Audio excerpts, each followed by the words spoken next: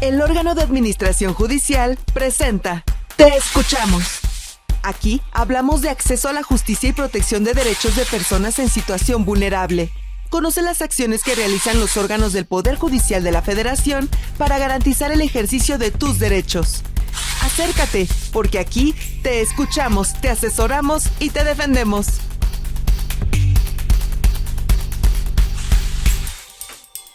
De acuerdo con las cifras del Censo Nacional de Sistemas Penitenciarios en los ámbitos federal y estatal de 2024, en México hay más de 8,000 personas mayores en prisión. La mayoría son hombres. Hoy conoceremos la historia de Luis Ángel, un hombre de 71 años que estuvo 13 años en prisión preventiva y fue víctima de violencia sexual. Bienvenidas y bienvenidos a un episodio más de Te Escuchamos. Hoy nos acompaña el abogado especialista en derechos humanos, Víctor Manuel Parada Picos. Hola Verónica, qué gusto estar aquí. Gracias a ti por aceptar la invitación. Nuestro invitado está como director en la Secretaría Técnica de Combate a la Tortura de la Defensoría Pública Federal. Muchas gracias, abogado. Cuéntanos quién es Luis Ángel, cómo es que se ve involucrado en un asunto legal, en un proceso penal. Buenísimo, te cuento que Luis Ángel Luna es un adulto mayor, como mencionabas, de 71 años, quien estuvo privado de su libertad por más de 13 años, derivado de un proceso penal iniciado en el estado de Morelos por diversos delitos de secuestro y delincuencia organizada. Lo característico un poco de su caso, para un poco de lo que vamos a abordar el día de hoy, es las diversas denuncias de violaciones graves a derechos humanos que sufre en el marco de su detención y la lucha por el acceso a la justicia para que se documenten e investiguen estas violaciones y que de alguna manera tengan un impacto en el proceso penal que se instruye en su contra.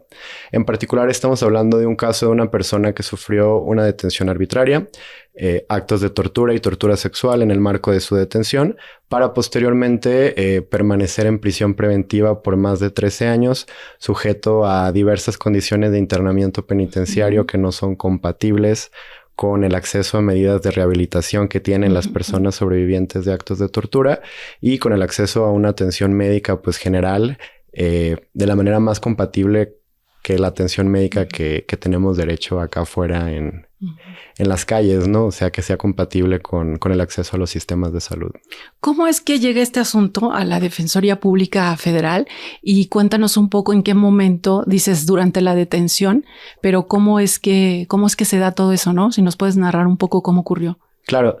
El asunto llega realmente a la Defensoría Pública Federal desde la detención del señor Luis Ángel Luna. Realmente él, desde que es puesto a responsabilidad del agente del Ministerio Público de la Federación, fue representado por una persona defensora pública federal.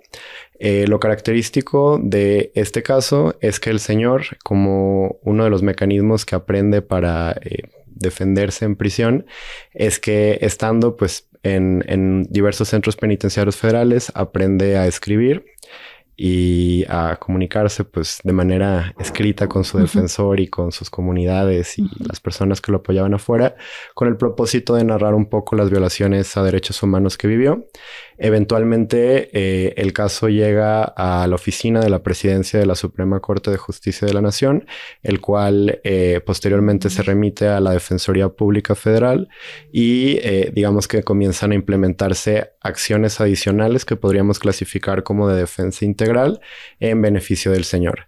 En particular, se comienza a trabajar desde esta área especializada en combate a la tortura de la Dirección General de la Defensoría Pública en llevar el caso al Sistema Universal de Naciones Unidas. Se presenta en su momento una comunicación al Comité contra la Tortura de la Organización de las Naciones Unidas y el Comité contra la Tortura dicta medidas provisionales en beneficio del señor Luis Ángel Luna con el propósito de, entre diversas cuestiones, que el Estado mexicano garantice el acceso a medidas no privativas de la libertad para el señor Luis Ángel Luna, atendiendo a su delicado estado de salud y que es una persona adulta mayor que está sufriendo los efectos devastadores que puede representar la prisión preventiva sobre las personas privadas de la libertad, con matices sumamente diferenciados y de vulnerabilidad sobre personas que sufrieron este tipo de graves violaciones a derechos humanos como lo son la tortura.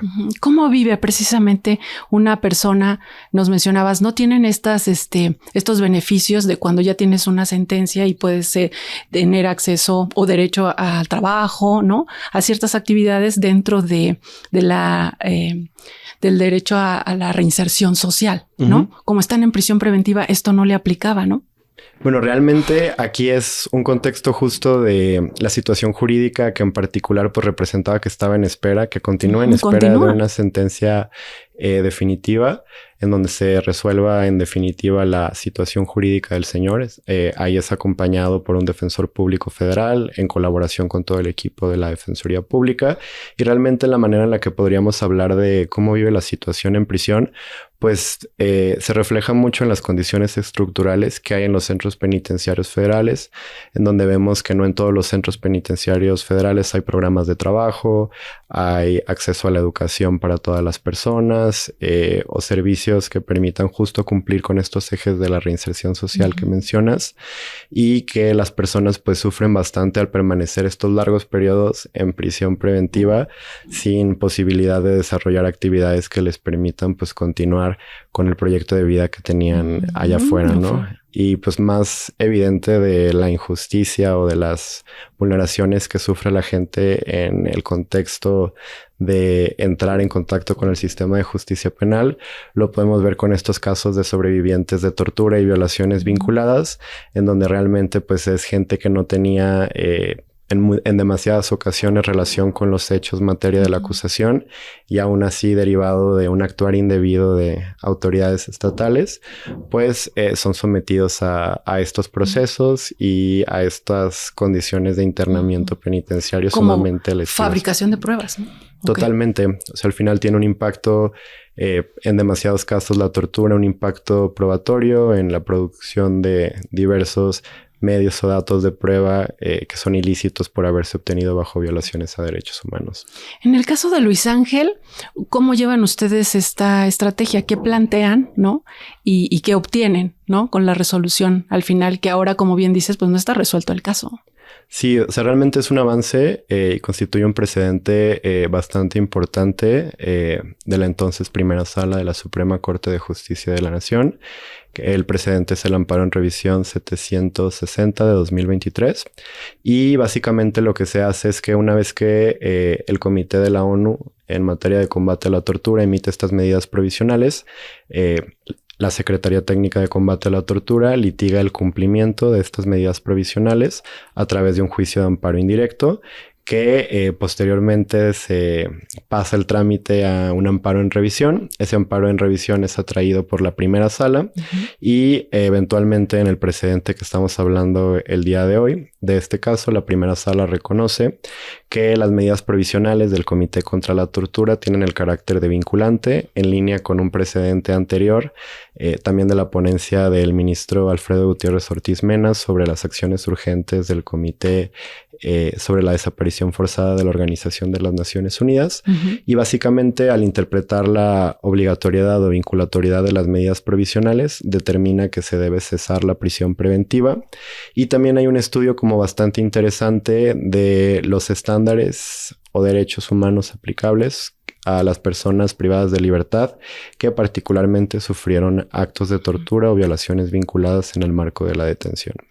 En este caso, abogado, es muy complejo porque, ya le permiten, determinan el cese de la prisión preventiva, él sale, continúa el proceso, pero después de 13 años es como, no hay como reparación de ese tiempo que él perdió.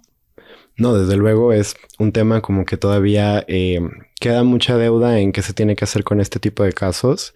Realmente este caso también es muy ilustrativo de los asuntos que pueden llegar a la Defensoría Pública Federal y al sistema de justicia penal, pues acá en México, que tiene que ver con a veces las personas pues son sometidas a estos largos procesos penales, particularmente estos del sistema tradicional de corte escrito, en donde las personas pues son obligadas a permanecer tantos años en espera de una sentencia absolutoria y realmente pues salen de la manera en la que estás comentando, ¿no?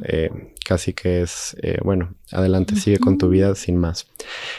Ahí hay vías también para tratar de buscar algún tipo de respuesta de la justicia del Estado para la gente que injustamente enfrentó estas acusaciones y estos procesos, que también desde la Defensoría, a veces desde el propio instituto con la unidad de litigio estratégico se pueden ver para cuestiones de acercar la justicia a estas personas. En este caso particular, ya nos comentaste, llegó a través, pues la persona directamente manda su carta, ¿no?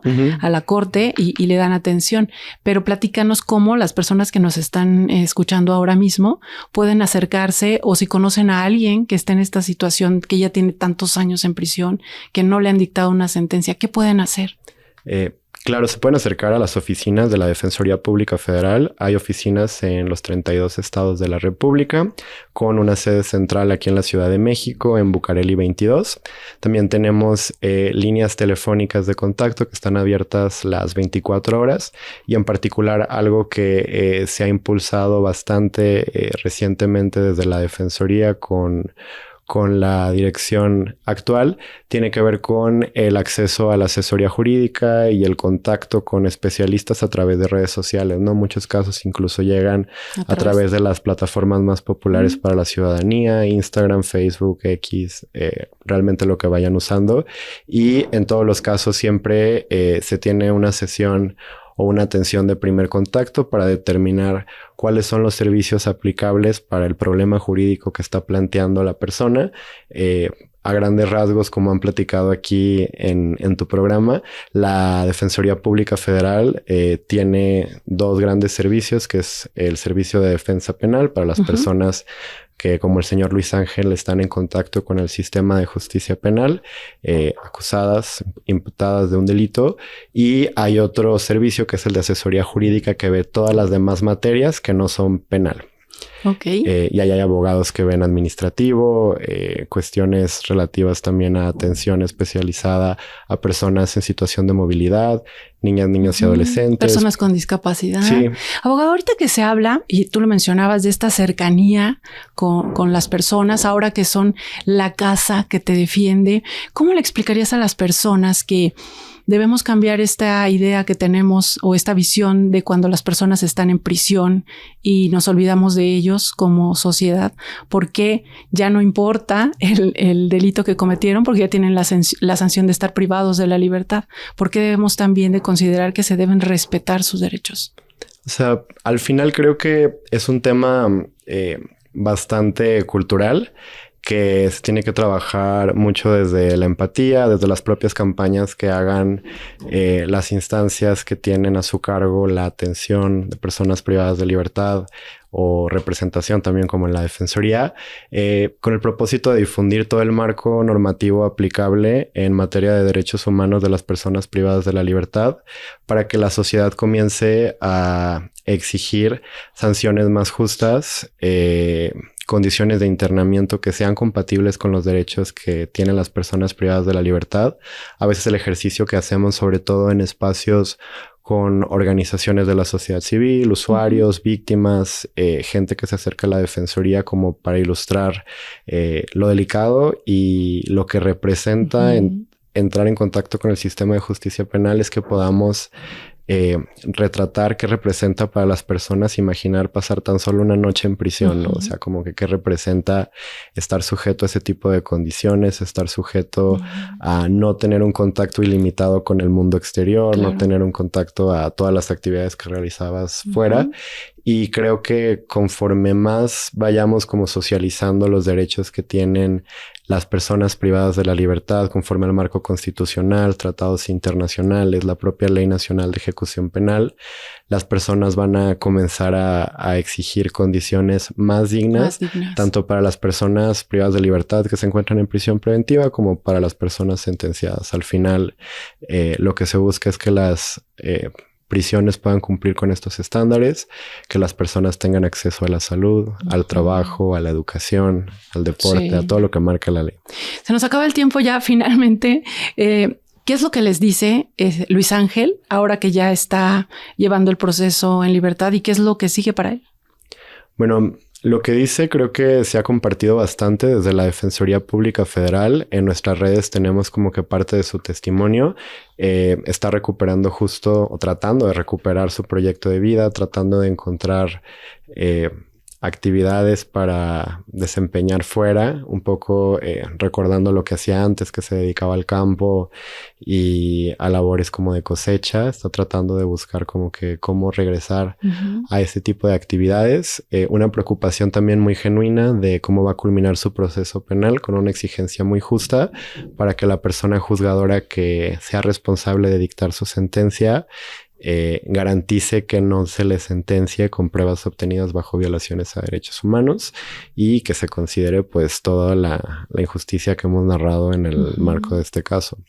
Y lo que sigue en la estrategia es seguir colaborando con el Defensor Público Federal que lleva el caso, que se encuentra en Michoacán.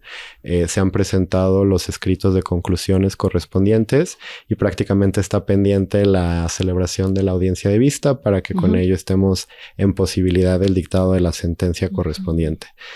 Acá creo que es un excelente momento para tocarlo en tu programa, un poco para difundir la necesidad de que esta historia tenga un final más acercado a la justicia en México. A la justicia. Bien, pues muchas gracias por habernos compartido esta historia. Gracias también a ustedes. Les recuerdo que nos pueden seguir a través de las redes sociales del órgano de administración judicial. Soy Verónica González. Hasta la próxima.